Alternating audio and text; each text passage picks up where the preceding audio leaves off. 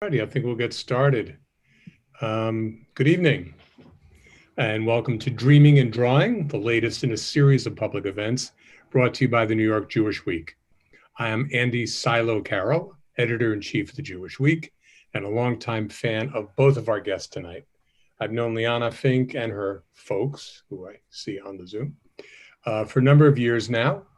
I had the pleasure of watching her earliest successes in graphic art and then seeing her blossom as one of the New Yorker's most dependable young artists.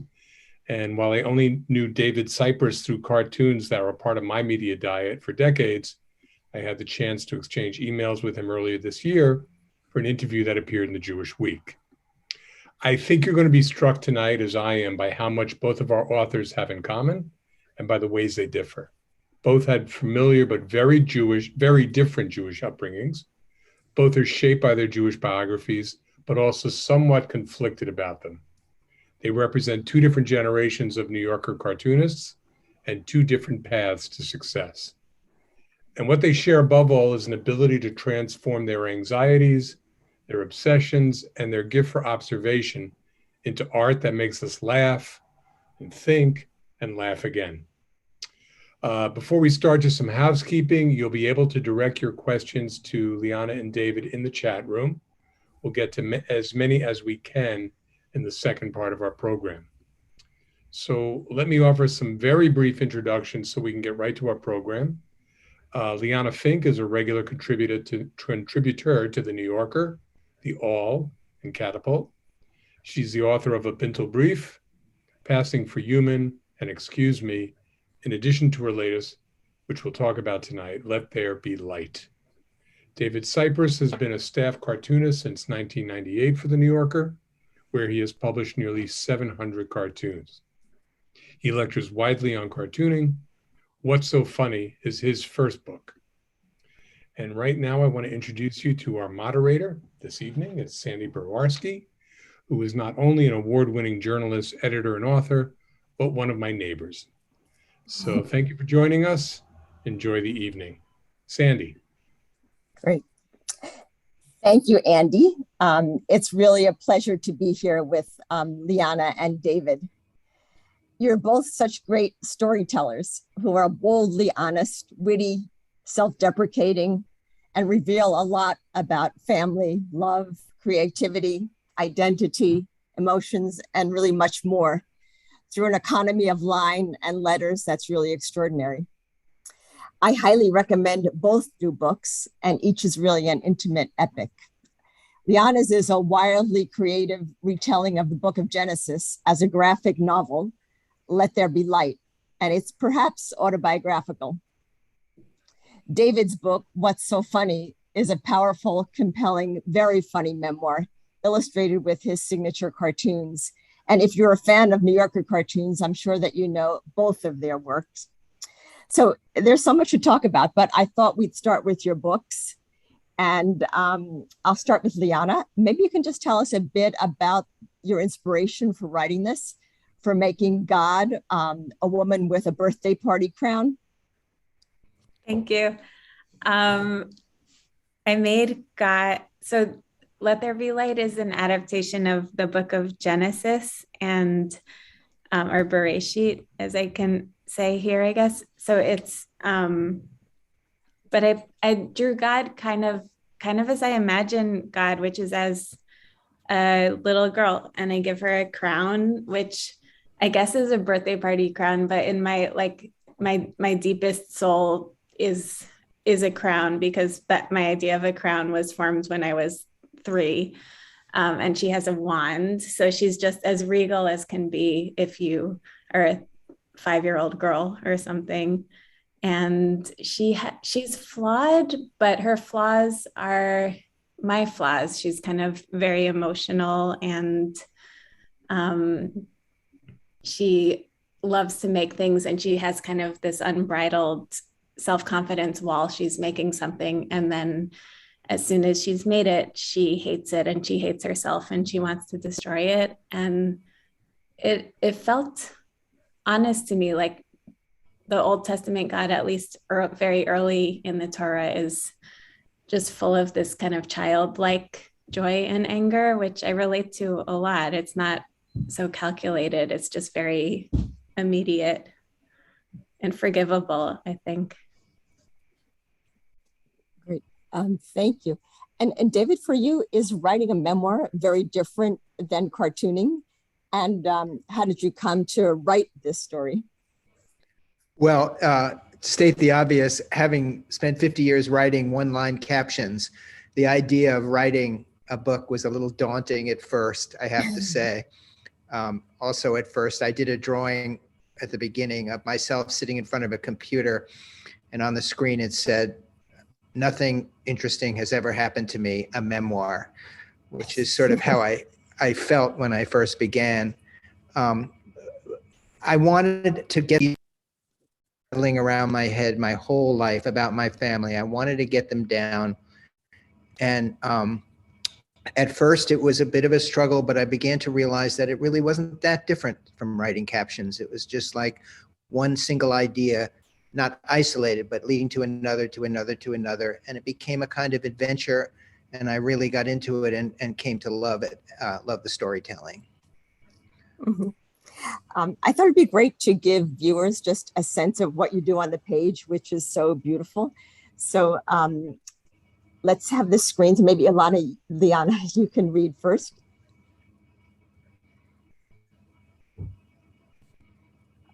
Thank you. That's good. I think that's the fourth page. We have to go back to the beginning. Yeah, that's the first. Great. There. First, she created the heavens and the earth. It was all basically a mess at this point, with darkness floating on the face of the depths. That was the beginning of disappointment. She lay there, unable to move, wondering if this was all she was capable of. Time or something passed. Finally, she opened her mouth and said, "Let there be light." And there was light.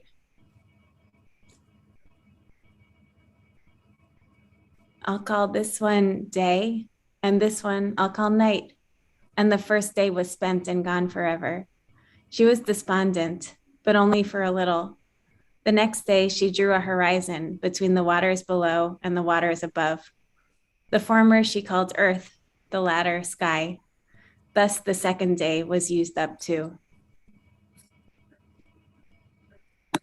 On the third day, what have we here? And she's sweeping away the water. I'll call it land. Next, she invented the color green. She went wild with it. And so the third day vanished too, but the days kept coming. So she's a perfectionist. That's it. Thank you. Thanks so much, Liana. And David, do you have those pages that you were going to read? Thank you. I do. This is a short excerpt from the introduction to my book. I was born and raised in New York City. You could say that there's nothing particularly special about that, but deep down, I've always felt that there is. Perhaps it's the simple fact that almost all the New Yorkers I know came to the city from somewhere else. I'm from here. Being a New Yorker from the get-go has permanently shaped my worldview. The cartoon, which should be up on the screen now, and says, "The sun rises on the Upper East Side and sets on the Upper West Side." This cartoon was published in The New Yorker in 2001, making it one of the first I sold to the magazine after 25 years of submitting and being rejected. The idea came to me in the summer of 2000 when I was walking south on Fifth Avenue after a visit to the Met.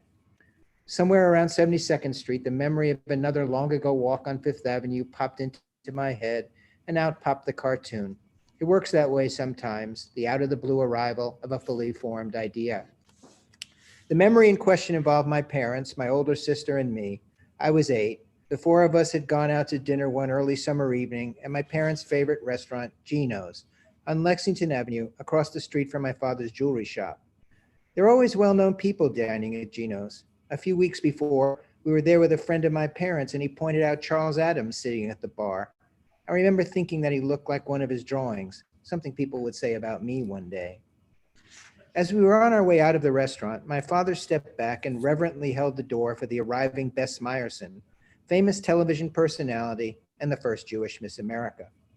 My family's relaxed, primarily secular Jewishness was a complicated and sometimes confusing affair. As a kid, I understand that Jewish was just one thing we were, more fundamental perhaps, but not all that different from our being New Yorkers or Democrats or Brooklyn Dodgers fans. On the other hand, we were always quick to root for and celebrate members of our tribe who broke barriers and made it big: athletes, scientists, writers, artists, diplomats, and smart, talented beauty queens like Bess Meyerson. It wasn't dark when we walked out onto Lexington Avenue. There was a fancy black limousine parked in front of the restaurant. The uniformed chauffeur was leaning against the fender holding a leash, at the end of which a little French poodle leapt back and forth, barking like a maniac at the door of Gino's. "He's funny," I said to my mother. "I wonder who he belongs to. Whoever it is, they better get a pair of earplugs," my father said.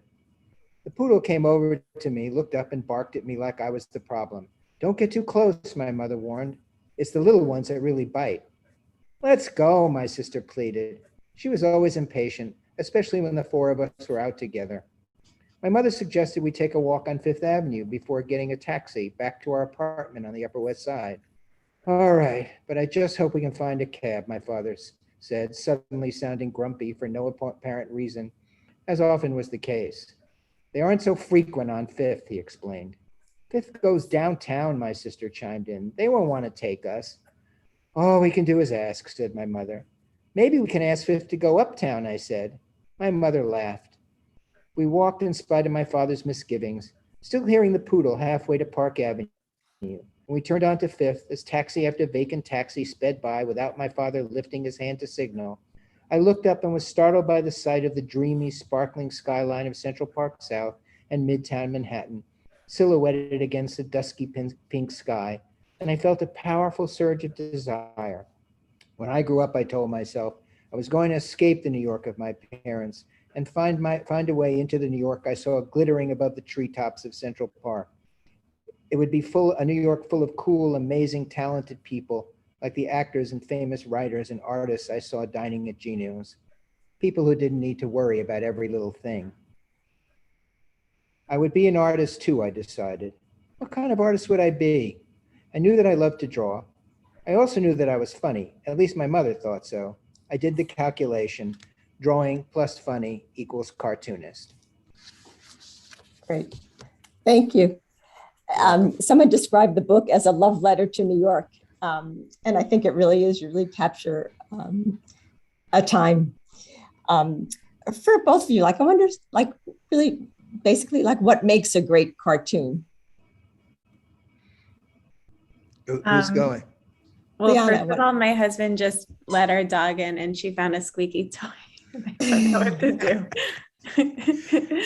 I think David's been a real inspiration for me with cartoons.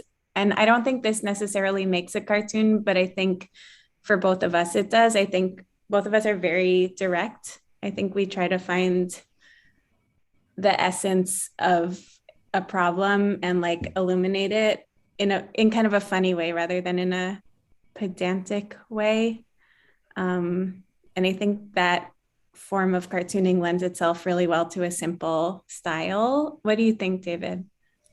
Well, I completely agree. I would say that for me, the bottom line, a great cartoon has to be funny.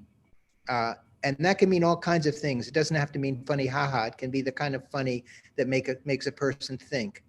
But it has to be funny, and that's what I strive for. And I think a really great cartoon is a cartoon that makes the reader laugh. And the really great ones are the ones that make me laugh when I think them up. Mm-hmm. Now, do you find that, I think you said that, the more personal they are, the funnier. Is that true?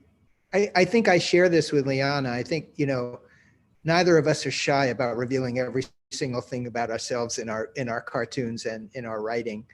And I learned that at a young age, that the more jokes I made coming from my lived experience that was very sometimes private to me, the more it seemed to connect with other people who shared my experience. And the humor was in that connection, in that recognizing each other. And so, I hope that answers your question. Yeah. Sure. In a weird way, I feel like the more you reveal, the less you reveal. Like the more, I like to write about things like eating breakfast or something. And then I don't like to write about things like my family. And so I like keep this whole swath of things private, maybe not on purpose, maybe just because I don't know how to write about that stuff. Mhm. Yeah. My How do you wife, explain this? Go ahead.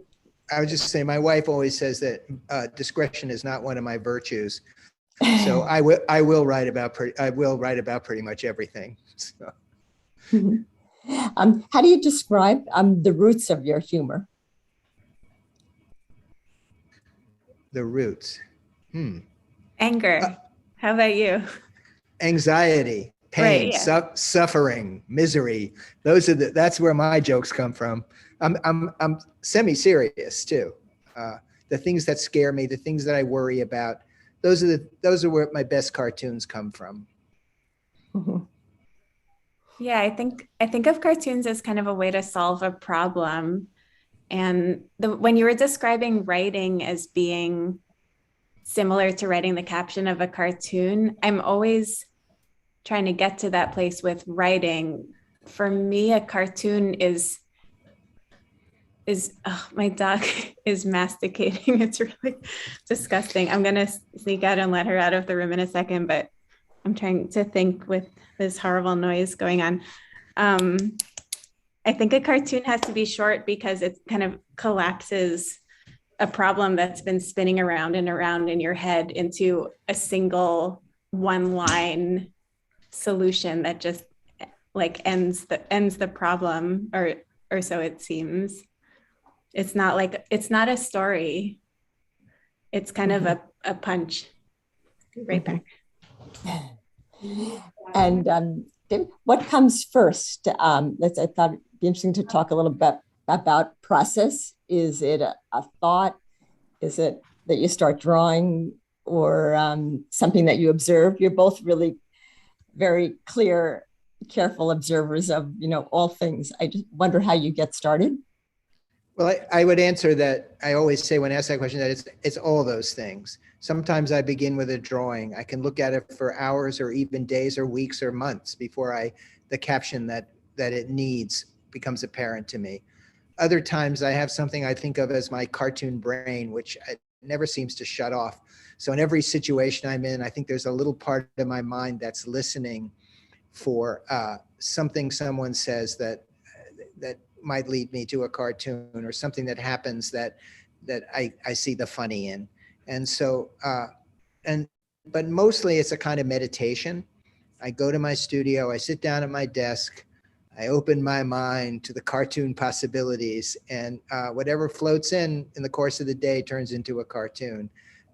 And sometimes that happens quickly, and sometimes some days it doesn't happen at all. Mm-hmm. Liana, what's the process like for you? I think similar for me. I have different modes of making cartoons. My most personal cartoons just come out of me like spiral thoughts about something, and I kind of work them out in the form of a cartoon, and I'm not sitting at my desk. It's just, and it's kind of therapy for me. But those aren't my funniest cartoons. They're kind of my angriest, but since we have to submit cartoons every week and I don't have 10 problems I'm wrestling with at a time, usually just maybe one thing I'm obsessing over at a time, I come up with cartoons when I need to pull a cartoon out of thin air by sitting at my desk or sitting on a train or something and deliberately doodling. So the more whimsical ones that don't need to be made come drawing first, I think. And what are you drawing with? What are you using? I'm using an outdated Muji gel pen. I stocked up on them when they changed their recipe, when Muji in the US changed their recipe. I hear that it's still the old kind of pen some places, but the joke's on me because they're drying out. I think they don't last forever. Mm-hmm.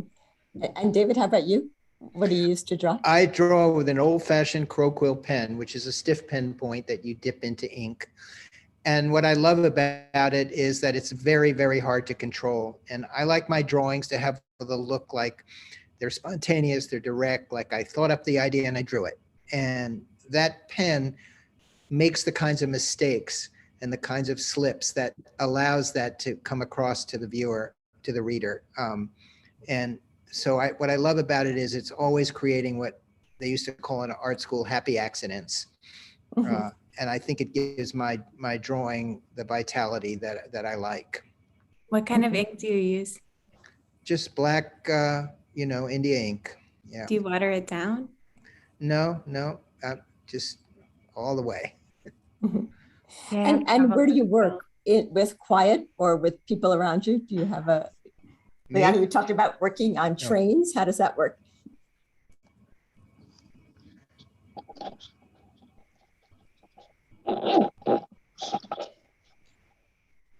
David, something.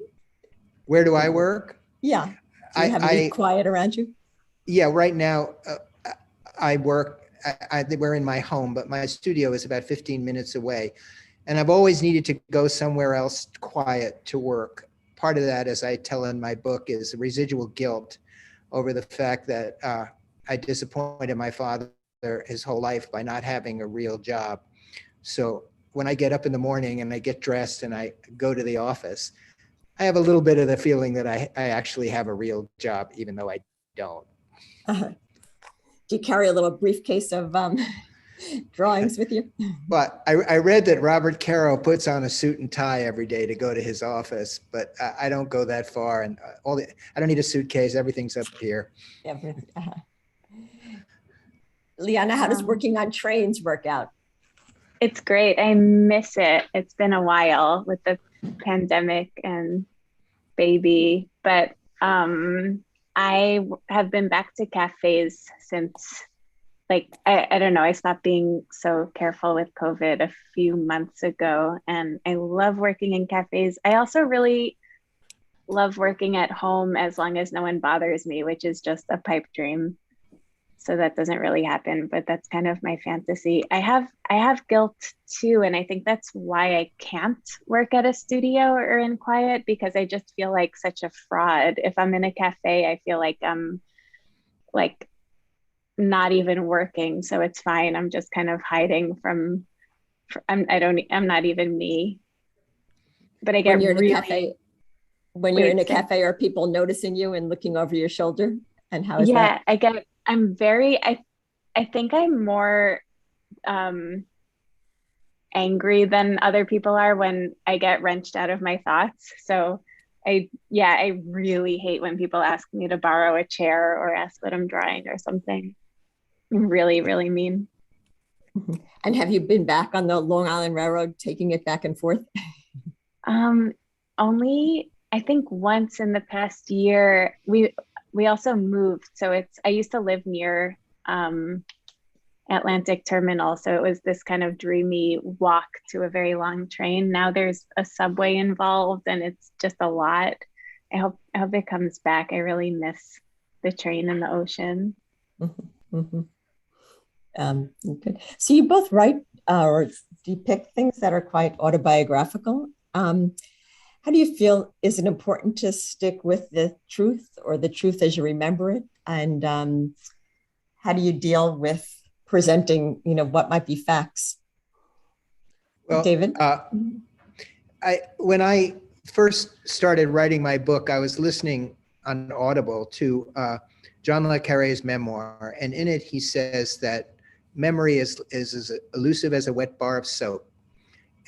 And kind of gave me permission to do what I needed to do, which was to decide that although the truth of everything that happened between me and my family could not possibly be fact-checked, my version of that truth was what really mattered anyway, because the book is about me, and it says more about me the way I remember things than perhaps the way they might have actually happened to a fact checker. So I let go at some point of the need to verify everything and just wrote the way I remember things. and that was very liberating for me. And without that realization, I could never have written my book. Did you show it to people who were in it to see if they were okay with it? Sadly or fortunately, they have all gone away, except for my wife. And I showed her my book. I wrote a draft that took me about a year, and I showed it to her, and she joked that she had to have 2 therapy sessions to have the conversation with me before she had it, in which she said, "It's not funny. It's not good. It's not you." So I had to rewrite, and I did rewrite the whole thing to bring humor back into it. And she comes off pretty well in the book, so I wasn't afraid for her to read it. Yeah. Tell us a bit about your father. He's quite a character. Yeah, my father was an immigrant who came to this country just before World War I at the age of 8 with his mother and 4 siblings, and lived in Williamsburg, Brooklyn, very poor. And I know very little about that past because my father, like a lot of immigrants of his generation, just refused to reveal anything about anything that happened back then. But he left school in the 5th grade to help out his family, and eventually left home, moved to Manhattan, went into the jewelry business, and became an enormously successful merchant with a beautiful store on Lexington Avenue, all with barely an education. But he was a tough customer, and a difficult father. We all have, many people have difficult fathers. Mine in particular was difficult because he just was very reticent to reveal very much about himself. And as I say in the book, I don't think he spent a single millisecond of his life working on his issues. So that was my father. He had some great expressions which come up. Yeah, he did. Book. He did. He did. Clothes make the man was his favorite thing he lived by. He dressed beautifully, always dressed to the nines. There are lots of others. I was just rereading today, thinking about Liana's book. And in my book, my father gives a short dissertation to me about explaining the New Testament to me. It's about 3 pages long. And in one of it, in one time, he said, I asked him why the Jews hated Jesus. And he answered, he got too big for his britches. And that I understood because I had been scolded many times for that infraction. So he had a lot of great expressions.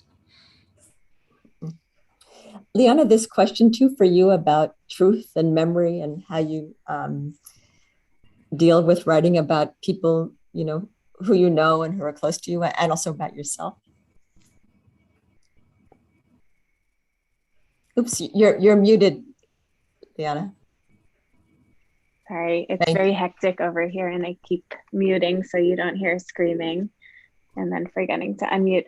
I think so far I have dealt with revealing and also keeping things private by telling things kind of like like a fairy tale. I had a memoir, a graphic memoir out I don't know, like 5 years ago now, where I tell it really, really like a fairy tale.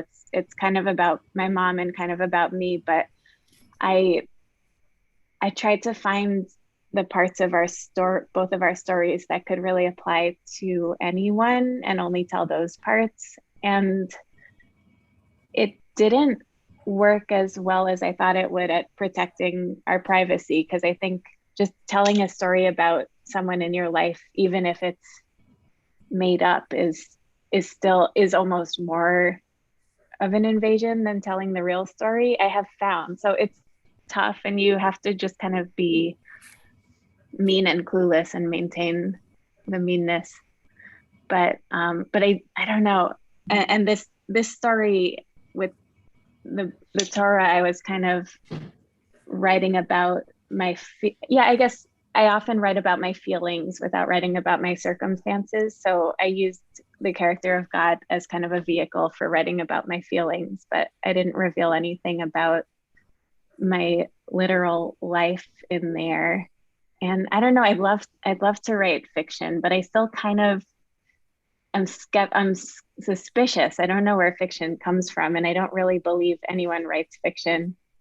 But I'm expecting to be proven wrong and to understand it one day. In this book, are you God? Oh yeah. She ages throughout the book. I can't remember if I made that.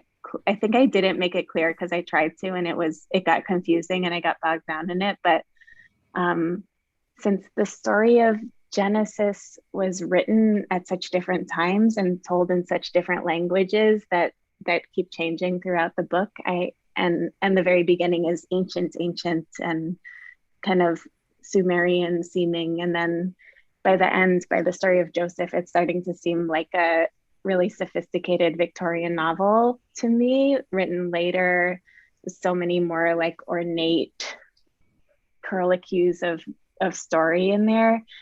So I made God at the beginning as a little girl, and by the end, she's kind of a teenager, and she's drawn like an angsty teenager. But those were all me kind of figuring out how to, I don't know, I need more female artist role models. So I made one, or I uncovered one. I think this is the real God. I believe in her.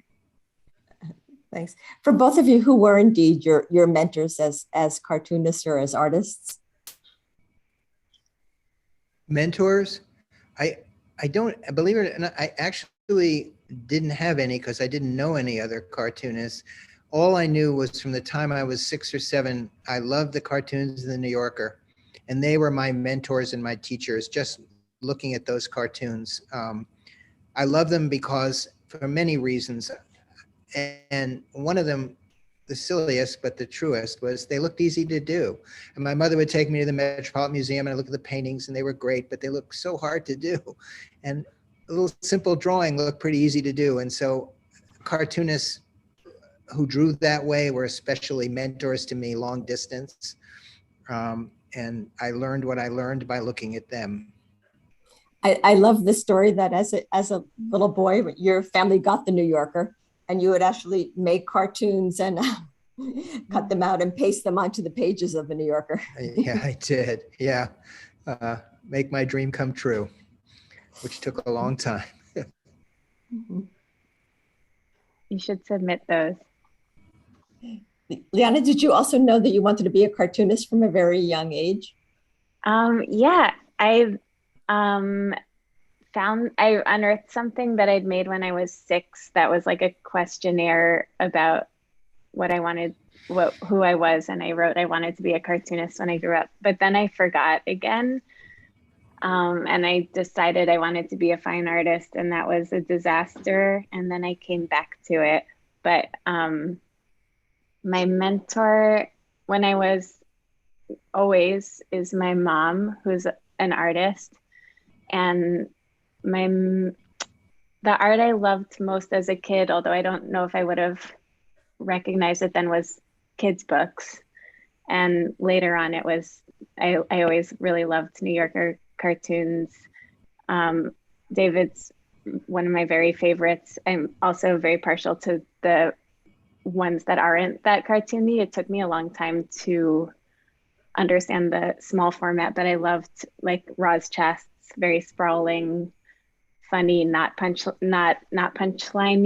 not single punchliney work since we started getting the New Yorker when I was kind of a preteen. And I found there was like a moment when I loved comics and then I got embarrassed about them because they were so kind of like, I think people at school were like, whoa, that's really risque. And then I renounced comics. So there was probably a year when I loved comics when I was a teenager, and I love them now. I mostly just read comics and audiobooks. Thanks. Just want to remind our viewers to send questions in if you have any. We'd love to hear them. David, your father also drew quite beautifully. Do you feel that he was an influence on your art?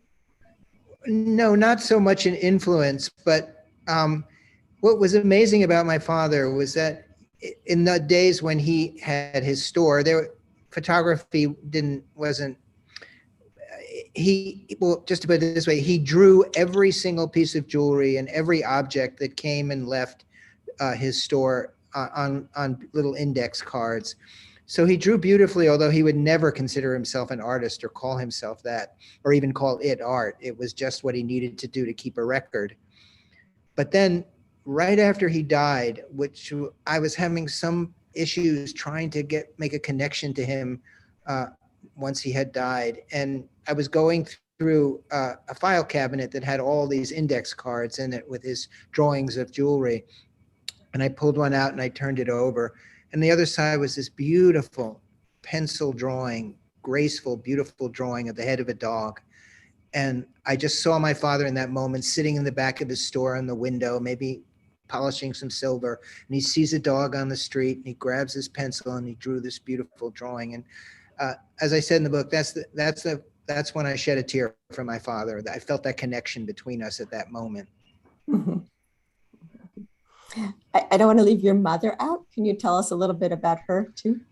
Yeah, she was a complicated person, tiny, 4'9", I think. For most of her life and most of the time I knew her, she was the good soldier. Her role in life was to keep my father free of any anxiety, any stress, any upset. And my sister and I had to go along with the program. And she was a pretty strict taskmaster.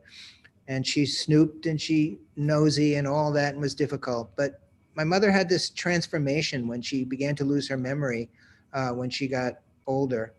And she turned back into, I think, the girl she was before she met my father. And she became really funny and mischievous and fun to be around. And I wound up loving her a lot. So she was two different people for me in my life. And she was very talented. She played the piano beautifully. She painted beautifully. We have some of her paintings on my wall here. So I think if any artistic bent, any sense of humor that I have, it came from anywhere. It came from my mom. Mm-hmm.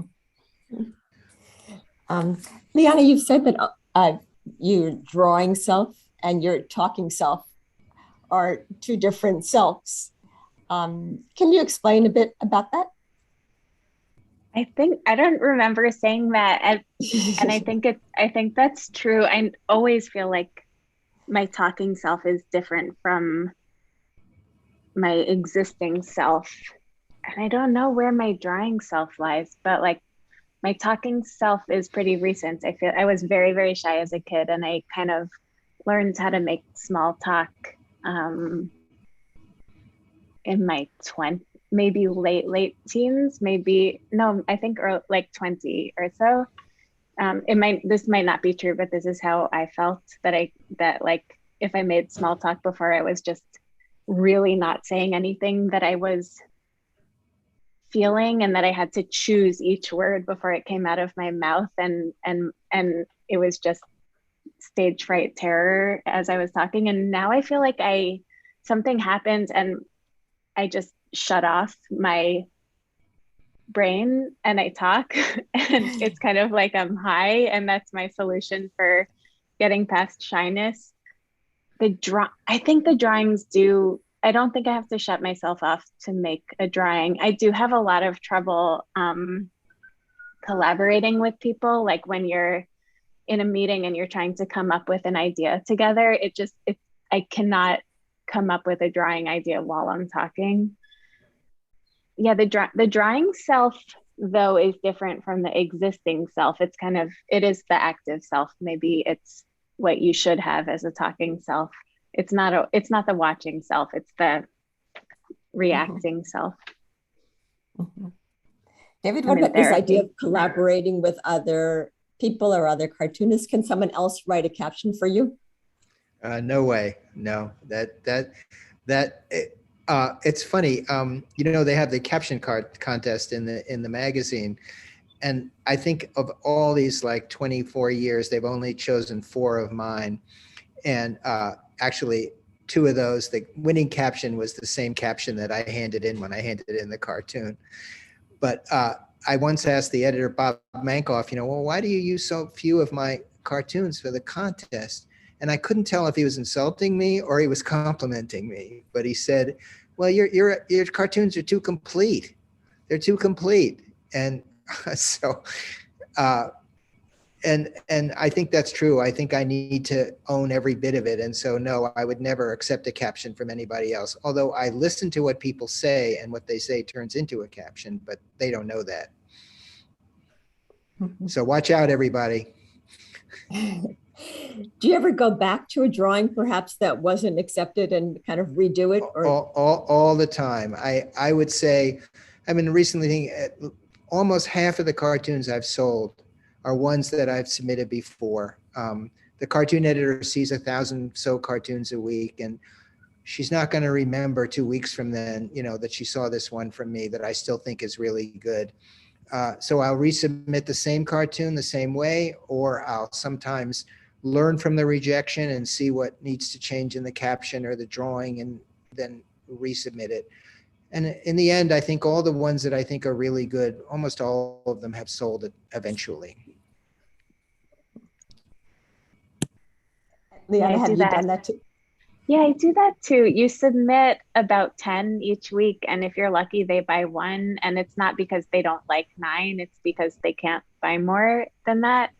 And so I don't know, it seems so wasteful. This is really the only venue for this kind of cartoon, at least that I know of. I'm sure there more have cropped up since I started submitting, but I've been lazy about submitting other places. But if you love a cartoon, you want to get it sold. I find that I prefer submitting work that I've made a few years ago, because I think it takes me a few years to figure out if something I've made is funny or not. I love to just be in a flow state and make 10 cartoons, but probably only 2 or 3 of them are actually okay. So I'm going to just switch off to a couple of questions that are coming in from audience members. Somebody is saying, there seem to be a disproportionately large number of cartoonists who are Jewish. Do you think there's any reason for that? New York Magazine. Well, I guess that's true. I can't explain it, but we all know that we have the best sense of humor of anybody. So that must be the answer. Mm-hmm. Liana, do you see your work as particularly Jewish? I'm really proud to be a Jewish cartoonist, and proud that so many cartoonists are Jewish. I don't know. I see my work as Jewish, but I think for me, I'm not sure why. Maybe because I've been surrounded by Jews a lot in my life, at the New Yorker, but even more so at Solomon Schechter's and Camp Ramah and things like that. I guess I think of myself as the oddball among Jews, so it's hard for me to think of myself as the Jew among non-Jews. I feel more Jewish when I'm traveling or something, but I've felt very immediately female at times in my life. And I think lately I feel more, I think coming out with this book and working on this book has really made me feel Jewish, and like I have to represent it to the world and describe it to people who don't know what it's like. It seems like this idea of taking on the book of Genesis as a cartoonist is something that others have done as almost a tradition. I wonder, how do you see your book in light of others, other cartoon versions of Genesis? I haven't read Gary Panter's, and I love him, so I need to read it. I probably kept away deliberately. I love our Crumb, but I do not love his Genesis. I couldn't get through it. He was taking it way too seriously. I hope he got paid really well for it. What else is there? I know there are more, but yeah, I have such a specific idea about the book of Genesis that I'm just shocked other people, or about the Torah in general, about ancient books in general, even about Shakespeare, just that it's funny. Like the whole point is that it's funny and it's light and it's fun and it's weird, not that it's serious. I could just say one other thing about the Jewish question. We, making fun of ourselves has been such an essential part of Jewish humor for time immemorial. And I think a lot of really good cartoons the cartoonist is doing just that, making fun of his or herself. I certainly know that I am. And I feel like that in that way, I'm in a long tradition of that kind of humor, which I do think of as Jewish. The Jewish comics that I love, comedians that I love. And there also tend to be cartoonists who talk about worry and anxiety. Also, as I've said many times, important subjects for me. David, did writing about your family bring you closer to them in some ways? And Liana too, has this book brought you closer to these texts and closer to religion? Totally, yeah. Yeah, for me, it's been really an interesting journey. When I finished the book, people start asking me, well, what did you get out of the book? And what did you want people to understand? And what I realized was that as difficult as my mother, my father, and my sister were, by the end of the book, I felt much closer to them, maybe only in the sense that I came to understand that they did the best they could. So I stopped blaming them for a lot of stuff that I'd blame them for, and stopped blaming myself for a lot of stuff that I blame myself for. And that's been one of the great outcomes of writing this book.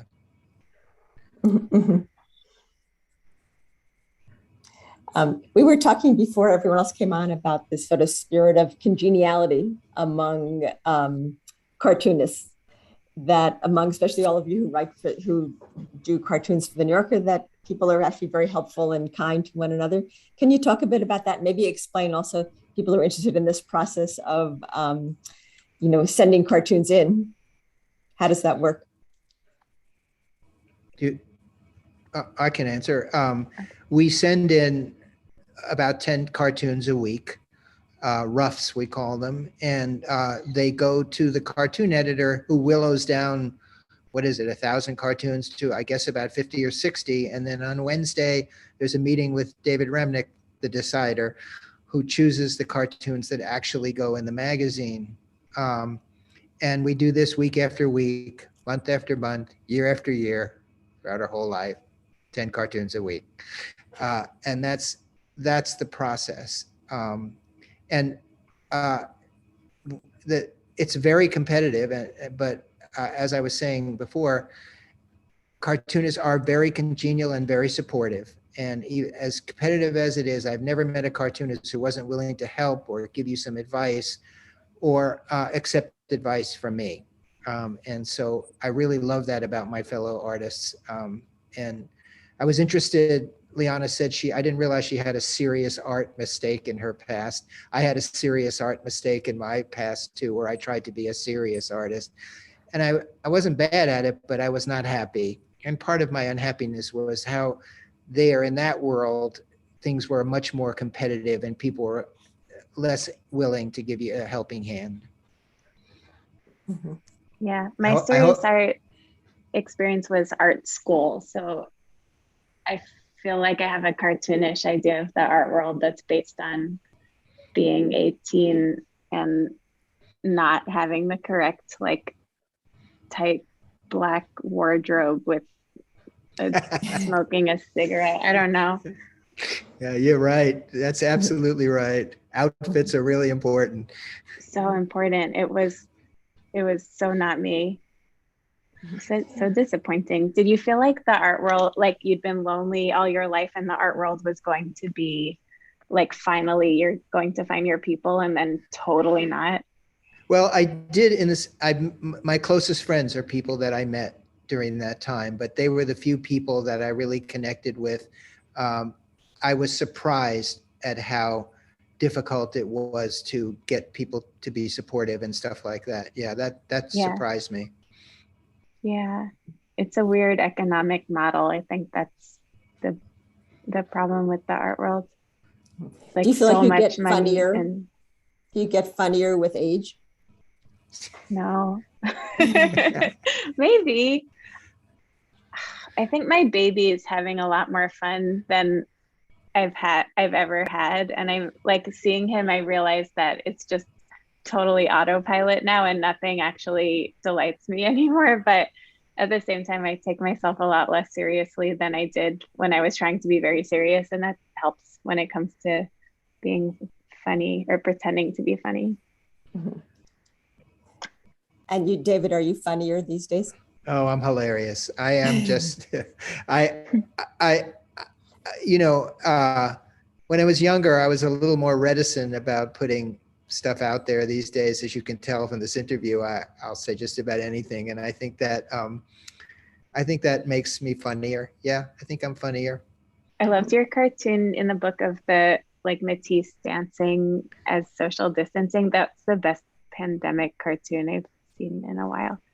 Thank you. So I love that cartoon. Can you explain it, Dave?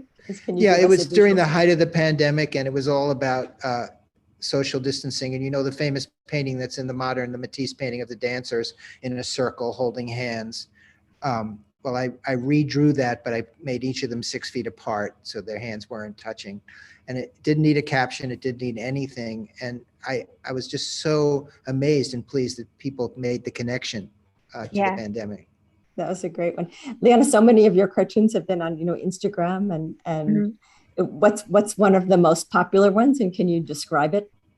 I started submitting cartoons to Instagram in I think like 2015. I had been submitting to the New Yorker and selling, let's say, one cartoon every year for the first year or two. And I was working so hard at making cartoons and teaching myself this way of this medium. And it just kind of burst out on Instagram. I was frustrated that no one was seeing my cartoons, and I started posting them. And I think that's what taught me how to make cartoons, like getting so much immediate feedback. It's been a mixed bag. It's really nice to have an audience, and really nice to not have to go through very intense channels before people see your work. On the other hand, you get trolled. And on the other hand, I don't like Instagram very much, and I feel like it gets worse and worse.